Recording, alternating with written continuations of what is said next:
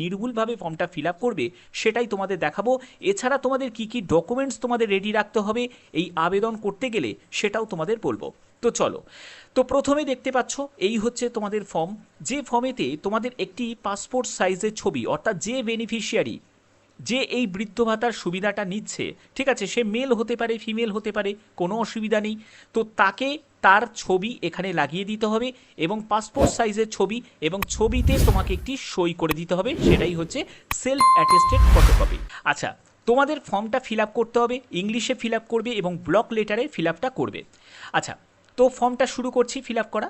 তো দেখো প্রথমে যেটা বলছে সেটা হলো অ্যাপ্লিকেশন ফর, অর্থাৎ যে আবেদন করছে সে এসসি ক্যাটাগরি থেকে না এসটি ক্যাটাগরি থেকে। যদি এসসি ক্যাটাগরি থেকে হয়ে থাকো তাহলে সেখানে টিক দেবে, যদি এসটি ক্যাটাগরি থেকে হয়ে থাকো তাহলে সেখানে টিক দেবে। ওকে, এরপরে হচ্ছে পার্সোনাল ডিটেলস, যেখানে হচ্ছে বেনিফিশিয়ারি নেম, অর্থাৎ যে আবেদন করছে সেই আবেদনকারী তার নাম এখানে সম্পূর্ণ ক্যাপিটালে, তার জেন্ডার সে মেল না ফিমেল সেটাতে গিয়ে টিকটা দেবে। তারপরে তার date of birth, day month ইয়ারে মেনশন করতে হবে। এজ অ্যাজ অন 1/1/2026 হিসাবে তার বয়স কত হচ্ছে সেটা কিন্তু এখানে উল্লেখ করতে হবে। তারপরে তার বাবার নাম, তার মায়ের নাম এখানে উল্লেখ করতে হবে। তার কাস্ট, সে এসসি থেকে না এসটি থেকে সেটা এখানে টিকটা দিতে হবে। এরপরে হচ্ছে রিলিজিয়ান, সে হিন্দু, মুসলিম, খ্রিস্টান, বৌদ্ধ, কোন রিলিজিয়ান থেকে বিলং করছে সেটা এখানে মেনশন করতে হবে। ম্যারিটাল স্ট্যাটাস, অর্থাৎ যদি সে অবিবাহিত হয়ে থাকে তাহলে এখানে টিক দেবে, যদি বিবাহিত হয়ে থাকে তাহলে এখানে টিক দেবে, যদি উইডো হয়ে থাকে, উইডোয়ার হয়ে থাকে বা সেপারেটেড হয়ে থাকে তাহলে সেটাতে টিক দেবে। তারপরে হচ্ছে স্পাউস নেম, অর্থাৎ যদি কোনো বিবাহিত পুরুষ হয়ে থাকে তাহলে তার স্ত্রীর নাম, যদি কোনো বিবাহিত মহিলা হয়ে থাকে তাহলে তার হাজবেন্ডের নাম এখানে উল্লেখ করতে হবে। তারপরে হচ্ছে মান্থলি ফ্যামিলি ইনকাম, অর্থাৎ তোমার পরিবারের যতজন সদস্য রয়েছে সবার মিলিয়ে তোমার মাসিক ইনকাম কত সেটা এখানে উল্লেখ করতে হবে। এরপরে চলে যাচ্ছি পার্সোনাল আইডেন্টিফিকেশন নাম্বার, যেখানে তোমাদের কাস্ট সার্টিফিকেটের নাম্বার, অর্থাৎ যে বেনিফিশিয়ারি তার কাস্ট সার্টিফিকেটের নাম্বার উল্লেখ করতে হবে। ডিজিটাল রেশন কার্ডের নাম্বার এখানে উল্লেখ করতে হবে। AHLTIN এটাও কিন্তু ডিজিটাল রেশন কার্ডের পার্ট, যদি এটা থাকে তাহলে দেবে, যদি না থাকে ছেড়ে দেবে, কোনো স্টার নেই তাহলে কোনো দরকারও নেই। এরপরে হচ্ছে আধার নাম্বারটা মেনশন করতে হবে, ভোটার কার্ডের নাম্বার মেনশন করতে হবে। তারপরে হচ্ছে CAA অ্যাপ্লিকেশন স্ট্যাটাস, যদি তুমি অ্যাপ্লিকেবল হও তাহলে এক্ষেত্রে তুমি যদি অ্যাপ্লাইড করে থাকো তাহলে এখানে অ্যাপ্লিকেশন নাম্বার, আর যদি তোমার ইস্যুড হয়ে থাকে তাহলে এখানে সার্টিফিকেটের নাম্বারটা এখানে লিখতে হবে। তারপরে হচ্ছে যদি ডিলিট হয়ে থাকে তোমার SIR 2026-এ, তোমার নাম যদি ডিলিট হয়ে থাকে এবং কেস পেন্ডিং ইন ট্রাইব্যুনাল তাহলে কিন্তু সেটা উল্লেখ করতে হবে। যদি সেটা হয়ে থাকে তাহলে এখানে ইয়েস করবে এবং কেস নাম্বারটা এখানে উল্লেখ করতে হবে। আর যদি SIR 2026-এ তোমার যদি ডিলিট না হয়ে থাকে তাহলে এখানে নোতে গিয়ে টিকটা দিবে। তো তারপরে হচ্ছে প্যান কার্ডের নাম্বার, তো যদি প্যান কার্ড থাকে দেবে, যদি প্যান কার্ড না থাকে ছেড়ে দেবে, ঠিক আছে। এর পরবর্তী হচ্ছে কন্ট্যাক্ট ডিটেলস, তো কন্ট্যাক্ট ডিটেলসে প্রথমে হচ্ছে স্টেট ওয়েস্ট বেঙ্গল, তারপরে অ্যাসেম্বলি কনস্টিটিউয়েন্সি কোন অ্যাসেম্বলি থেকে বিলং করছে তো সেই অ্যাসেম্বলিটা দিতে হবে, নামটা উল্লেখ করতে হবে। তোমার জেলার নাম, পুলিশ স্টেশনের নাম, ব্লক মিউনিসিপ্যালিটি কর্পোরেশনের নাম, তারপরে জিপি ওয়ার্ড নাম্বার উল্লেখ করতে হবে। ভিলেজ, টাউন বা সিটির নাম এখানে উল্লেখ করতে হবে। হাউস প্রেমিসেস নাম্বার এখানে উল্লেখ করতে হবে। তারপরে হচ্ছে পোস্ট অফিস উল্লেখ করবে, পিনকোড নাম্বার উল্লেখ করবে।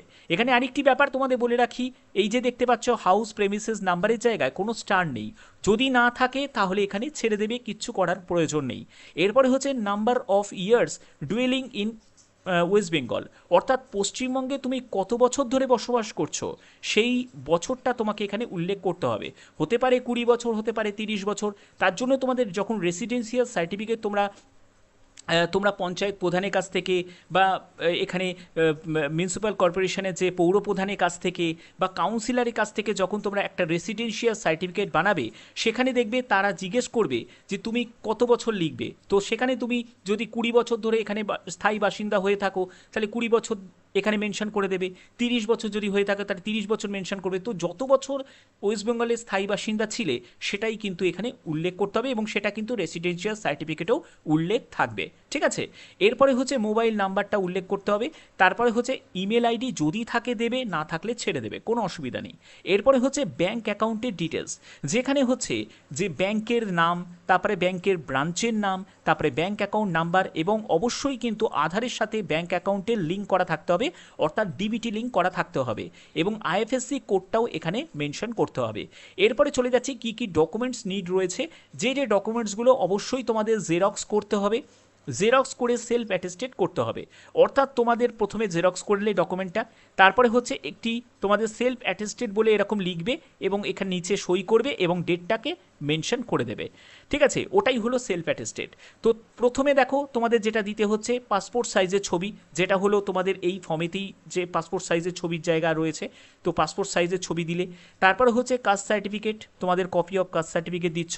ডিজিটাল রেশন কার্ড থাকলে সেটা তোমাদের দিতে হচ্ছে, আধার কার্ডের সেটা তোমাদের দিতে হচ্ছে, ভোটার আইডি কার্ড সেটা দিতে হচ্ছে, রেসিডেন্সিয়াল সার্টিফিকেট তোমাদের অলরেডি বলে দিলাম রেসিডেন্সিয়াল সার্টিফিকেট কোথায় পাবে, তোমরা কাউন্সিলরের কাছ থেকে পেয়ে যাবে, পৌর প্রধানের কাছ থেকে পেয়ে যাবে, পঞ্চায়েত দপ্তর থেকে সেখান থেকেও তোমরা পেয়ে যাবে, তো সেটা দিচ্ছ, টিক দেবে। তারপরে হচ্ছে ইনকাম সার্টিফিকেট, সেটাও তোমাদের দিতে হবে। তারপরে ব্যাংকের পাসবইয়ের ফ্রন্ট পেজটা, একদম সামনের যে পাসবুকের যে পেজটা সেটা তোমাদের দিতে হবে। তো এই সব ডকুমেন্টসগুলো তোমাদের দিতে হবে, আর যদি আদার্স কিছু দিতে চাও দিতেও পারো, ওকে।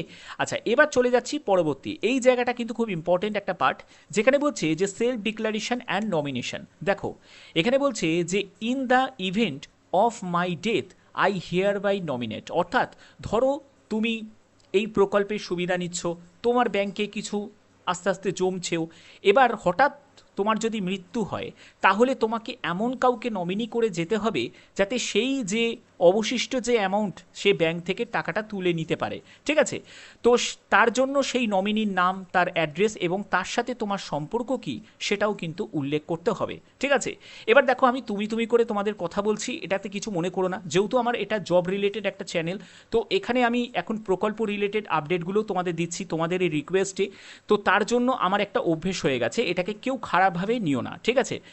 তো যাই হোক, এর পরবর্তী হচ্ছে এখানে দেখো 3 নম্বর জায়গাটা যেটা বলছে সেটা হলো যে যদি তুমি কোনো সেন্ট্রাল গভর্নমেন্ট, স্টেট গভর্নমেন্ট বা লোকাল কোনো অ্যাডমিনিস্ট্রেটর বা গভর্নমেন্ট এডেড অর্গানাইজেশন থেকে কোনো পেনশনের কোনো সুবিধা যদি পাও প্রেজেন্টলি, এর মধ্যে দেখো লিস্টগুলো দেওয়া রয়েছে, তাহলে সেটাতে তুমি টিক দেবে, তাহলে কিন্তু এই প্রকল্পটা তুমি আর পাবে না, ঠিক আছে। যদি না পেয়ে থাকো তাহলে এই জায়গাটায় ভুল করেও কিন্তু কোনো টিকটা দেবে না, ঠিক আছে। এর মধ্যে কিন্তু অনেকগুলো অপশন রয়েছে, সবই কিন্তু বৃদ্ধ ভাতা, ঠিক আছে। দেখো তোমাদের বৃদ্ধা ভাতা যেগুলো ওল্ড এজ পেনশন রয়েছে, উইডো পেনশন রয়েছে, ডিসেবিলিটি পেনশন রয়েছে, যদি পেয়ে থাকো তাহলেই কিন্তু এখানে টিকটা দেবে এবং তাহলে কিন্তু এই যে প্রকল্পের এই সুবিধাটা তুমি কিন্তু পাবে না, ওকে। আচ্ছা, এর পরবর্তী হচ্ছে তোমাকে এখানে ডেটটা মেনশন করতে হবে এবং তোমাকে একটি সই করতে হবে এখানে, ঠিক আছে। এবং এই জায়গাটা হচ্ছে যারা অফিসিয়াল তারা কিন্তু এই অফিসার তারা কিন্তু এই ব্যাপারটা কিন্তু ফিল আপ করবে, এটা তোমাদের কিছু করতে হচ্ছে না। তো এই ফর্মটা তোমাদের কোথায় জমা দিতে হবে? এই ফর্মটা তোমাদের জমা দিতে হবে যে জনকল্যাণ যে শিবিরের যে ক্যাম্প, সেই ক্যাম্পে গিয়ে তোমরা এই ফর্মটা তোমরা পেয়ে যাবে, সেখান থেকে তোমরা উইথড্র করবে এবং সেখানেই তোমরা জমা করে দেবে, ঠিক আছে।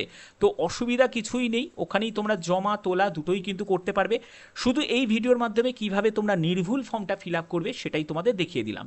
আরেকটি ব্যাপার তোমাদের বলে রাখি, এখানে কিন্তু যারা SC ST তাদের জন্যই কিন্তু এই সুযোগটা রয়েছে, যারা জেনারেল তাদের জন্য কিন্তু এটা নেই।